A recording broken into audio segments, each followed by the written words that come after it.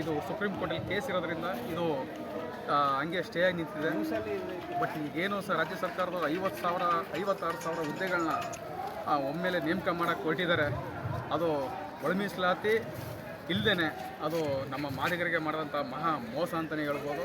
ಆದ್ದರಿಂದ ಒಂದು ನಮಗೆ ಒಳ ಮೀಸಲಾತಿ ಜಾರಿ ಮಾಡಿಕೊಡಿ, ಇಲ್ಲ ನಮಗೆ ನಮ್ಮ ಸಮುದಾಯಕ್ಕೆ ವಿಷ ಕೊಡಿ ಅನ್ನೋ ಸ್ಲೋಗನ್ ಮುಖಾಂತರ ನಾವು ಈ ಹೋರಾಟನ ಇವತ್ತು ಪ್ರಾರಂಭಿಸಿದ್ದೀವಿ ಸರ್.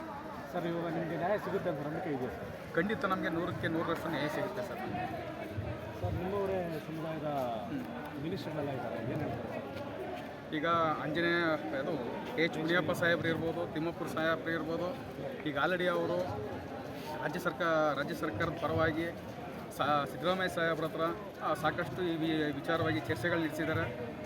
ಏನು ಈ ತಿಂಗಳು 27ನೇ ತಾರೀಕು ವಿಶೇಷ ಸಚಿವ ಸಂಪುಟ ಸಭೆ ಕರೆದಿದ್ದಾರೆ.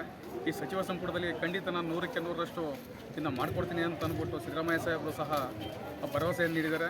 ಆ ಭರವಸೆ ಮೇಲೆ ಈಗ ನಾವೂ ಸಹ ಇದು ಮಾಡ್ತೀವಿ. ಬಟ್ ಏನಪ್ಪ ಅಂದರೆ ಈ ನೇಮಕಾತಿ ವಿಚಾರದಲ್ಲಿ ದಯವಿಟ್ಟು ನೇಮಕಾತಿ ಹಾಕ್ಕೊಡ್ದು. ನಮಗೆ ಏನೇ ನೇಮಕಾತಿ ಆದ್ರೂ ಏನು ಒಳ ಮೀಸಲಾತಿ ಆಧಾರದ ಮೇಲೆ ನೇಮಕಾತಿ ಆಗಬೇಕು ಅನ್ನೋದು ನಮ್ಗಳ ವಾದ ಸರ್. ನಮ್ಮ ಹೆಸರು ಸರ್, ನನ್ನ ಹೆಸರು ಮಂಜುನಾಥ್ ಅಂತ, ಪುರಸಭಾ ಸದಸ್ಯರು, ಟಿ. ನರಸೀಪುರ, ವರ್ಣ ವಿಧಾನಸಭೆ. ಎಷ್ಟು ಜನ ಬಂದಿದ್ದಾರೆ ಸರ್?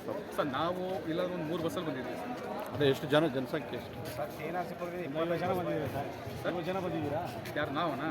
ಇಲ್ಲ, ನಾವು ನಮ್ಮ ಇದು ಈ ನರಸೀಪುರ ತಾಲೂಕಿನ ಹೆಚ್ಚು ಕಮ್ಮಿ 40 ಬಸ್ ಬಂದೈತೆ. 35 ಬಸ್ ಬಂದೈತೆ.